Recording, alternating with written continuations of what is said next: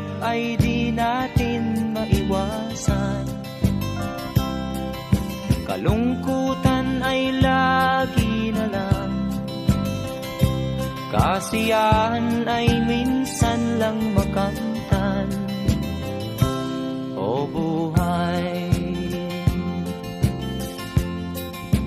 kahit sa mga mayaman,